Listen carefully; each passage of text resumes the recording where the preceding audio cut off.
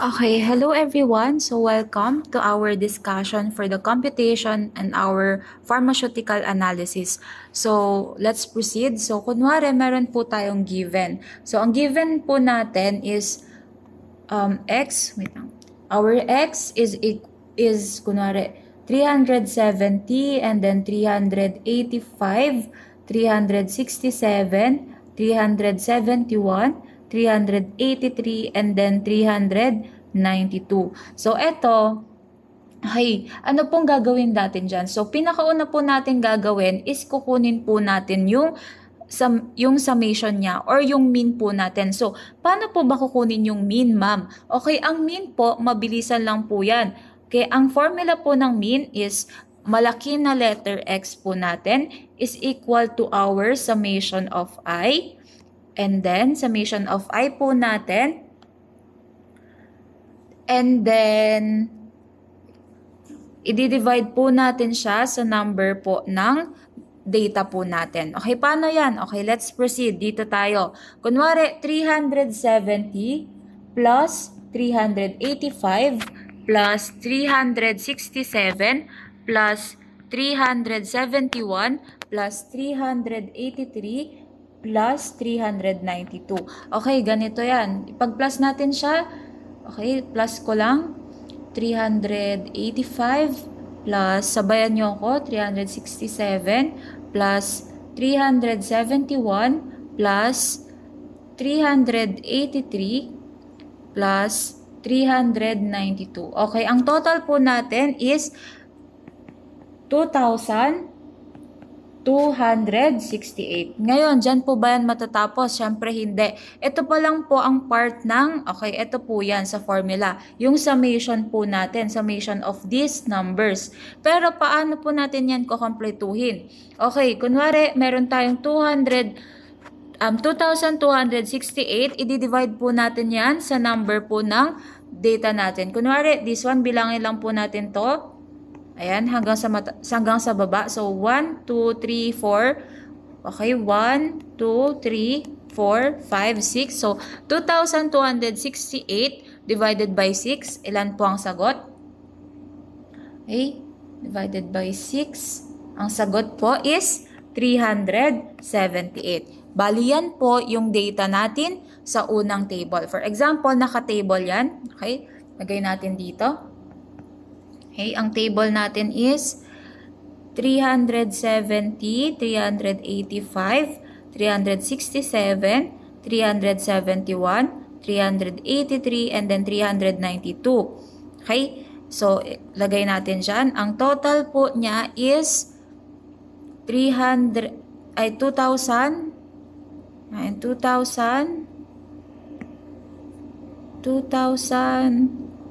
268, but kukunin natin yung x natin, which is our mean, divided by n. So, ang complete data po natin dyan is your x is equal to your 2,268 divided by 6 equals 300.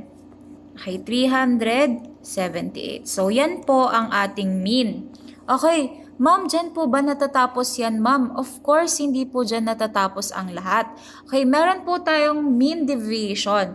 Paano kukunin ang mean deviation? Yung x po natin na maliit, ima-minus po natin yan sa x na malaki. Okay, so paano yan, ma'am? Ano pong gagawin dyan? So, okay, meron tayong x na maliit, meron tayong x na malaki. Ano po ang value ng x na malaki natin? Ibig sabihin, ang value ng malaki po natin na x is 378 palagi. So, ano nagbabago yung maliit po natin na x? So, ilagay natin. Okay, so una, 370 minus, okay, yung malaki po, 378. So, ilan po yan? Okay, ang ibig sabihin po netong nakalagay po na yan, okay, dyan po ninyo masasabi na, okay, kahit po mas malaki po yung etong nandito, kaysa sa nauna po nating value is hindi po siya magne-negative. Always pong positive yung sagot. So, burahin po natin yan para makita natin. Okay, ayan. So, meron tayong 370 minus 378. So, ilan po yun? 370 minus 378. Okay? Ang sagot po is 8. Ma'am, bakit po hindi nag-negative? Once again, dahil meron po ito na nakalagay. Okay? Kapag may nakalagay po dyan, automatically, hindi po magne-negative ang sagot natin. So, next one, we have 385 minus 378. Okay, ang sagot po is 7. Okay? Guys ha, ginanyan ko lang kasi hindi siya kasya. Pero gusto ko po kapag examination, complete solution po tayo. Okay? Complete solution po. Paano yon? Okay, kunwari dito sa una, 370 minus 378. Ilagay natin example. 370 minus 378 is equal to 8. Hindi na siya masulat yan. Ganyan po ang hinahanap ko na complete formula. Okay, next tayo, 367. Okay, 367 minus 378. Okay, 11. Okay, 11 siya. And then, next, 371 minus 378. Okay, that's 7. And then, we have 383 minus 378. Okay, that's 5. And then, next one, okay, that's 392 minus 378. Okay, that's 14. So, paano yan, ma'am? Diyan na po ba yun natatapos? No, hindi pa po. Okay, may gagawin pa po tayo. Ang gagawin po natin sa mean deviation po natin, okay, pa-plus po ulit natin sila and then i-divide po natin sila sa number. Okay, paano yan, ma'am? Ibig sabihin, our D, okay, D stands for our mean deviation. Ang formula niya is the summation of our, okay, itong x minus x divided by n. So, yan po ang ating masyado ata siyang, ayan. Isog natin siya dyan. Okay, so meron tayo dito your negative divided by n. So ang gagawin natin, pagpaplasin natin to, your 8 plus 7, 8 plus 7 plus 11 plus 7 plus 5 plus 14. That's 52. Okay, 52 ang sagot. Okay, 52. Itong part na yan, i-divide natin siya sa ilan siya? 1, 2, 3, 4, 5, 6 divided by 6. So, 52 divided by 6, that's 8.67. So, yan po ang ating letter D. Pero ma'am, tapos na po ba yan? Of course, hindi pa po yan tapos. Ano pa po ang gagawin natin? Okay, meron po tayong third part ng table natin, which is x minus x raised to 2. Ibig sabihin, itong 8 na to, i-raise natin siya sa 2. Okay? So, 8 times 8. 8 times 8, that's 64. 7 times 7. Okay, 7 times 7, 49. Square root po yan, guys, ha? I mean, square siya. Okay, square siya. So, pag sinabi natin square, alam nyo naman po yung square is hindi po siya yung ita-times mo sa 2, pero ita-times mo siya sa number itself. Okay, sana gets nyo yun. Sana malinaw, mga anak. Okay, next tayo, we have 11. 11 times 11, that's 121. And then 7, that's 7 times 7, that's 49. And then 5, 5 times 5, that's 25. And then 14, 14 times 14, that's 196. So, anong gagawin natin? Ito total po natin ulit yan. 64 plus 49 plus 121 plus 49 plus 25 plus 196. Okay, that's 504. Okay, 504 po ang total niya. Okay, pero ma'am, ano po ang dahilan bakit po natin kinukuha to? Ang dahilan po is because gagawa po tayo ng computation for our standard deviation. So, anong ibig sabihin yon? Ang ating standard deviation po, okay, yan po ang kanyang symbol, is ginagamit po siya para ma-measure po, okay, measure the dispersion or variability of a large number of measurements. Okay? Wherein we have two formula. Okay, ano ang formula? Okay, dalawa po ang kanyang formula. We have the standard deviation, square root of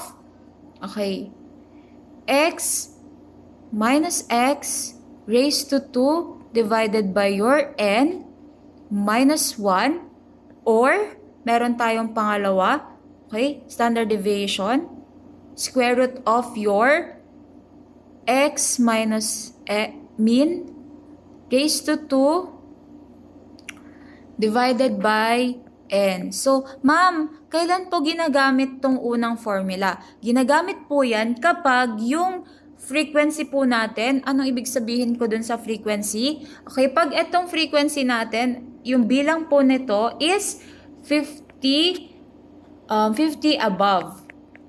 Pero kapag hindi siya 50 above, ang gagamitin po natin is yung pangalawa po natin na formula. So, anong gagamitin natin na formula ngayon? Ang gagamitin natin na formula ngayon is itong nasa baba because ang frequency lang po natin is 6 lang po siya. Okay?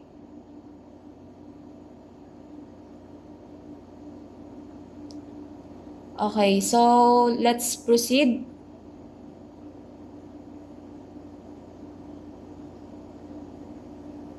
Wait lang. Okay, proceed tayo. So, gamitin na natin tong standard deviation natin. Okay, so, una, dahil nakuha naman na po natin ang summation netong part na to, okay, ang ilalagay po natin dyan is your square root of your 504, okay, divided by your n, okay, ang anong sagot? Okay, sige, lagay natin. So, ang ano guys, ang payo ko lang po sa inyo dito is gumamit po kayo ng scientific calculator. Okay? Para alam nyo yun. Para ganyan. Hanap lang ako ng ano.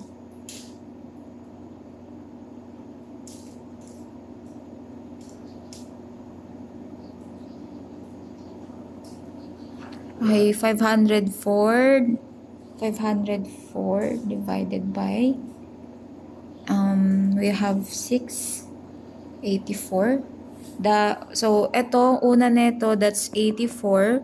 Okay, so square root of your 84, we have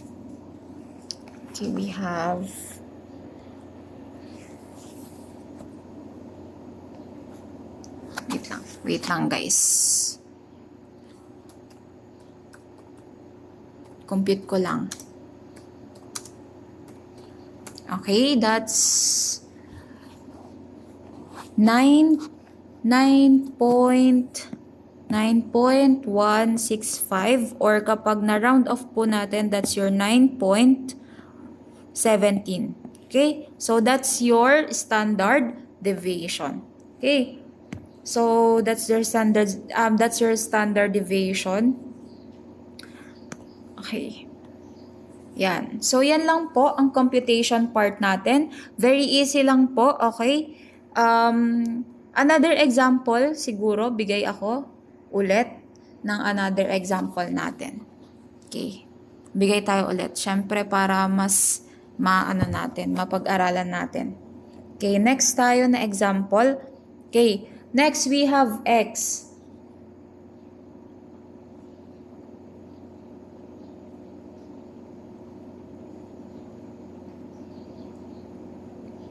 Hanap lang ako ng ayan.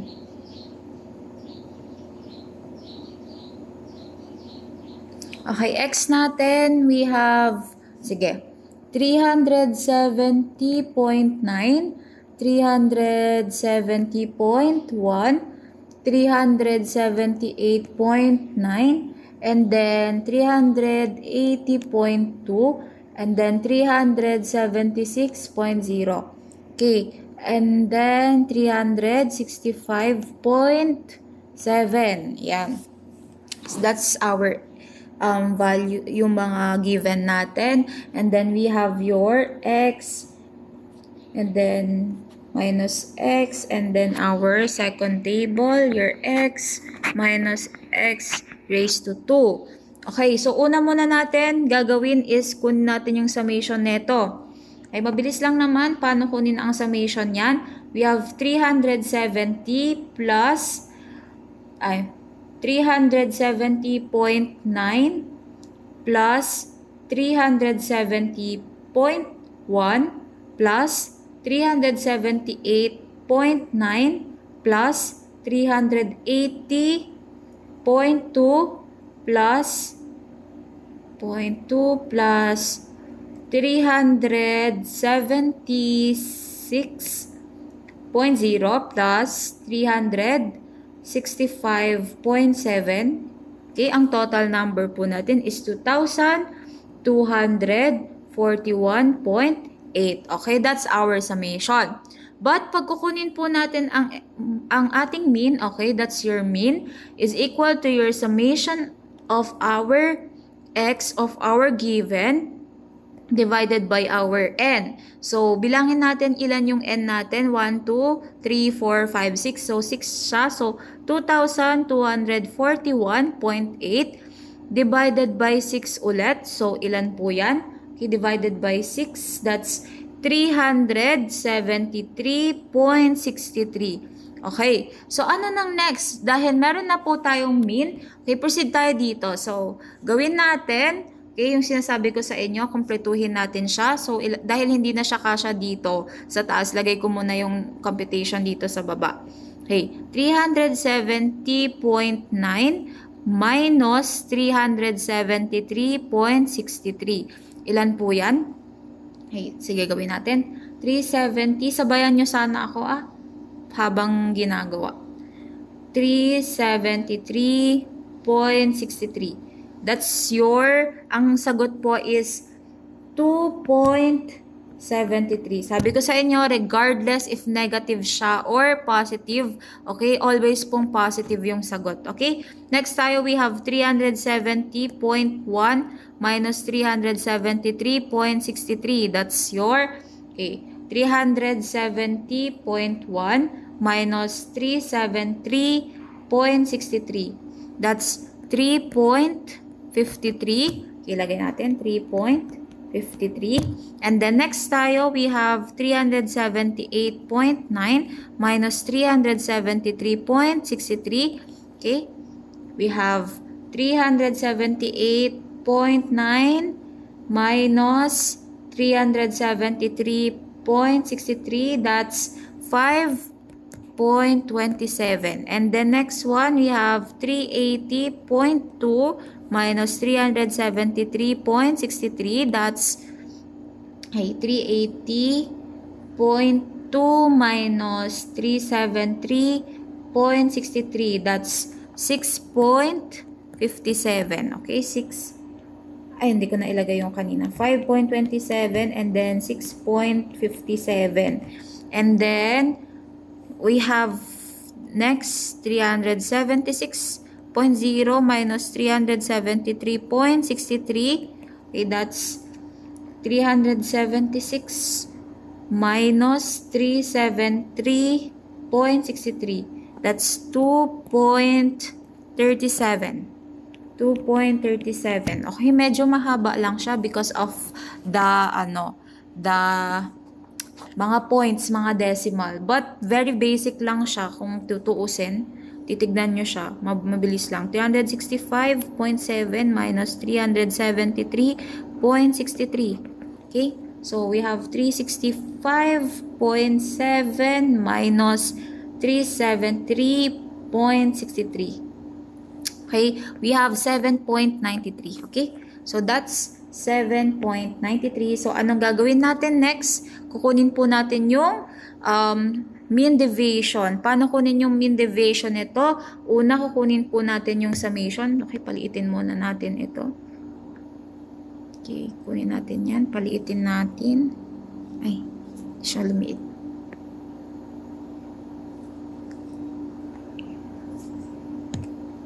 Okay, liitin natin. Ay, ayaw niyong maliitan. Ba't naman ayaw lumiit? Okay, litan natin siya. Ayaw niya lumiit, guys. So, huwag na natin pilitin. Okay, next tayo dito. Kunin na lang natin yung sa may part ng ayaw. Dito na nga. Yan, dito tayo. Okay, we have the summation of this one. So, pag-plusin lang natin 2.73 plus 3.53 plus 5.27 plus 6.57 plus 2.37 plus 7.93. Okay, that's 28.4.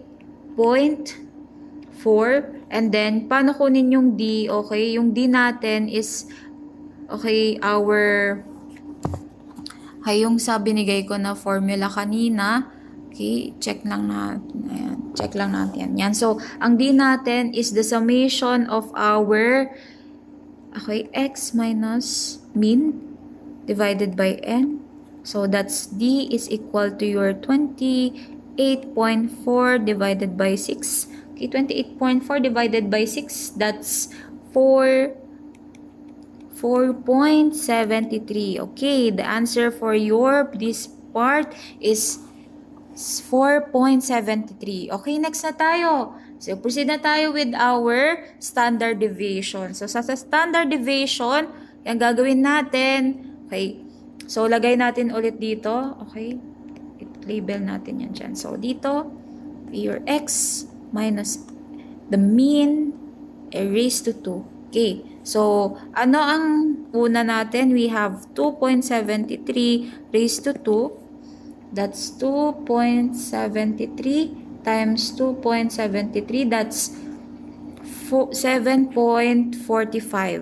Okay, then next tayo, we have, actually, pag gagawin nyo to, guys, pag complete solution talaga, wag ganyan pala. Masyado siyang mabilisan. Parang alam nyo yun, yung parang shortcut lang. So, ganito siya. 370.9 minus 373.63 raised to 2. Okay? So, ang sagot niyan is, ganun pa din naman, yung summation niya din, 2.73 times 2.73, that's 7.45. And then, next one, we have 370.1 minus 373.63 raised to 2. That's 3.53 times 3.53. We have 12.46. Guys, gusto ko pala complete solution. Ganito nyo siya gagawin. So, meron tayo dyan 7.45 and then 12.46. Okay. So, next tayo, we have 5.27. Okay. 378.9 minus 373.63 raised to 2. So, we have 5.27 times 5.27. That's 27.78. And then, naka-rounded din siya by 2 decimal. And then, we have 380.2 minus 373.63 raised to 2. That's, okay, 6.57 times 6.57. That's 43.16. And then, we have 376.0 minus 373.63 raised to 2. We have 2.37. Habang ginagawa ko to, sana nagko-compute din kayo. 5.62. Okay, and then the last part, we have 365.7 minus 373.63 raised to 2. We have Okay, that's your 7.93 times 7.93. Okay, that's your 62.88. 62.88. Okay.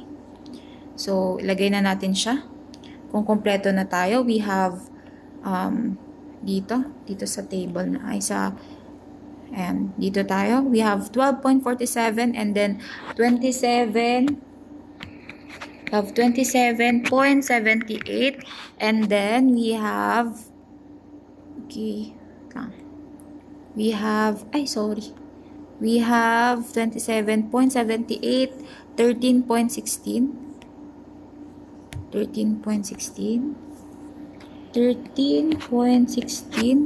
and then 5.62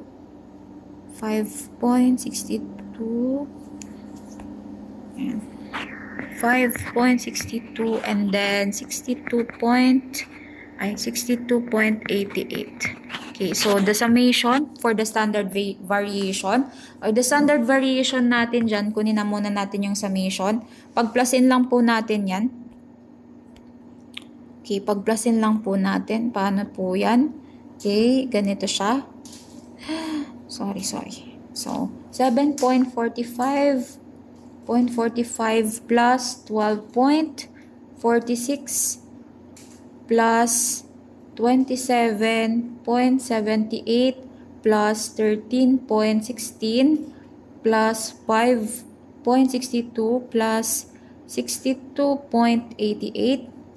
Okay, that's your 129.35. Divide lang po. So, kunin natin yung standard deviation. Sabi ko nga sa inyo yung standard deviation kanina. That's your ang square root of your x minus mean raised to 2 divided by n. So, standard natin is ang square root po ng 129.35 divided by 6. So, ang square root niya is the standard deviation, square root ng 21.56. So, ang sagot, anong square root ng 21.66? Okay, compute ko lang siya sa aking calculator. That's 21.56. Okay, enter. That's 4.64. Okay, 4.64. So, yan po ang sagot. Okay, so yan po ang computation natin for our pharmaceutical analysis. Okay, next one. Okay, paano naman yung sa range, ma'am? Ang range po natin, kinukuha po siya, ima-minus lang po natin yung highest number sa lowest number natin. Okay, mabilis lang. Ano po ba ang highest number natin? Ang highest number natin dyan is this one, 380.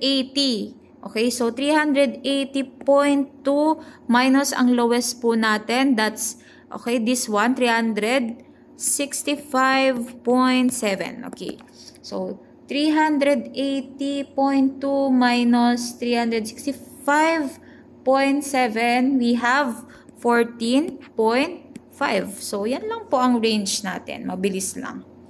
So, next tayo. Tignan ko kung mabilis pa lang dun.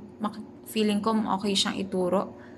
Estimate. Sige. Yun lang po muna for the discussion ng ating pharmaceutical analysis. So, we will have the discussion part on the estimated and then Q-test. So, guys, ang hindi ko lang po makikitang sasagutan ninyo is your estimated and then Q-test. Estimated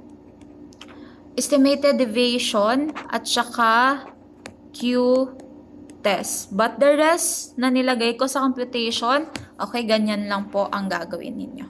So, that would be all. Thank you, everyone.